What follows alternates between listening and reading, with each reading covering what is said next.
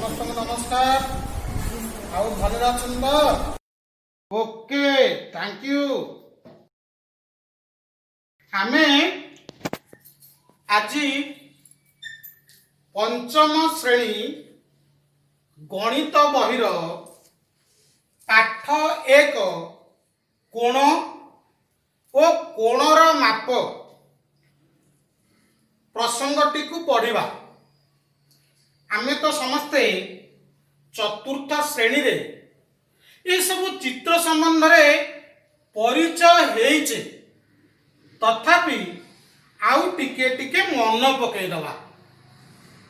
प्रथम चित्रटी बिंदु, द्वितीय चित्रटी सरल रेखा, तृतीय चित्रटी रश्मि, चतुर्थ चित्रटी रेखाखंड। एबे कहि परिबे कि पंचम चित्रटी कौन? हाँ धन्यवाद। पंचम चित्रटी हला कोण। आमे आज कोण विषय रे पढ़िबा। कोण समस्त देखिचंती? कोटी कोटी देखिचंती? घरे देखिचन, धन्यवाद। आउ कोठी?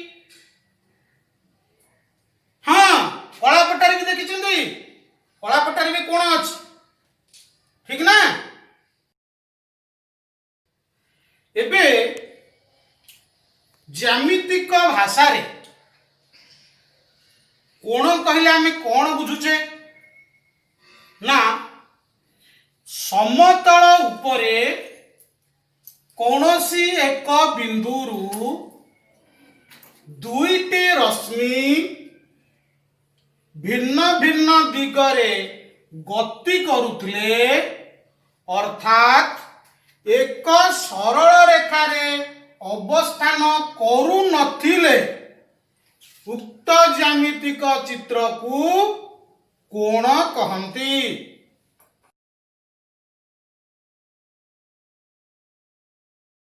कोणर नामकरण आमे एठी करिचे।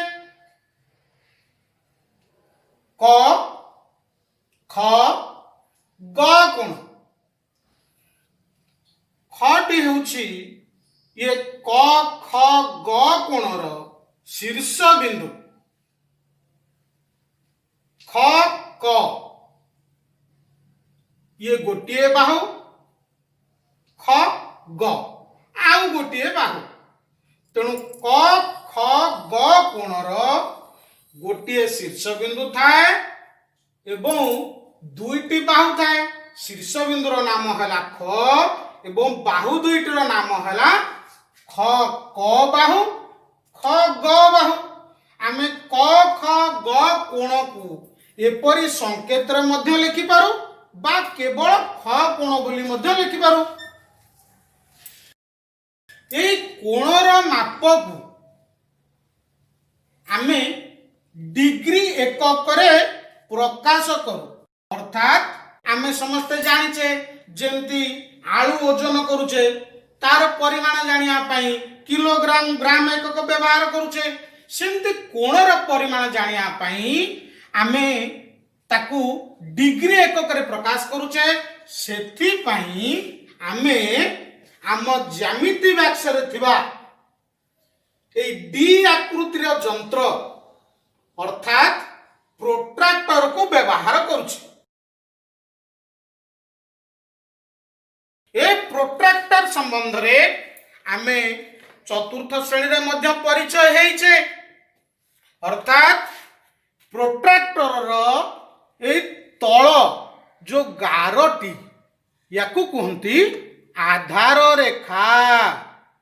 ठीक आधार रेखार मझिरे जो बिंदुटी थाए ताकू कहते केंद्र बिंदु। ये प्रोट्रैक्टर आमे ये डाहाण पटु देखिले 0 degree 10 degree 20 degree 30 degree 40 degree 50 degree 60 degree 70 degree 80 degree 90 degree पूरा सीधा अच्छी एपटे मध्य सेमती बढ़ी बढ़ी 10 डिग्री लेखाएं आसी 180 पर्यंत पुणी एपुटू भी माप कर सेमती 0 डिग्री रु 180 डिग्री पर्यंत एबे एई कोणर माप बा परिमाण दृष्टि कोण को 3 भागरे भाग करा जायछि अर्थात प्रथमटी होछि सूक्ष्म कोण द्वितीयटी समकोण तृतीयटी स्थूल कोण जेउ कोणर परिमाण 90 डिग्री रु कम ताहाकु आमे सूक्ष्म कोण बोली कहउछे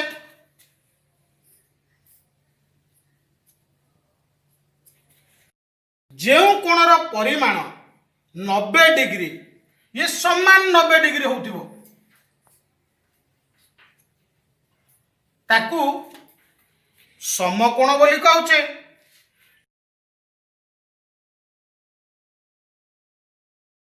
जेउ कोणर परिमाण 90 डिग्री रु अधिक एवं 180 डिग्री रु कम ताकू आमे स्थूल कोण कहउछे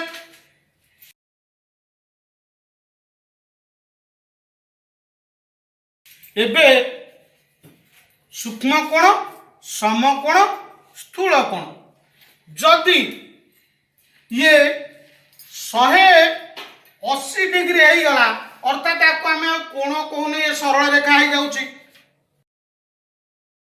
एठी किछि पाठ दिया जाइछि ये पाठ को देखिबा एवं पाठ 1 रो अभ्यास कार्य 1 नंबर रु 5 नंबर पर्यंत समस्ते करिबा ता परवर्ती कालांश रे आमे कोण किपरि अंकन करा जाए एवं ता पई कोन कोन जिनिस दरकार हुए से कालांश रे पढ़िबा।